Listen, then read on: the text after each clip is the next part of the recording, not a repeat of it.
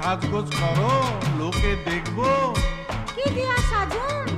এইবার কিছুই তো দিলা না। কেমনে দেমু? এবার পূজা বোনাসও পাইলাম না, তোমারেও কিছু দিতে পারলাম না। চাই না আমার রেশমি চুড়ি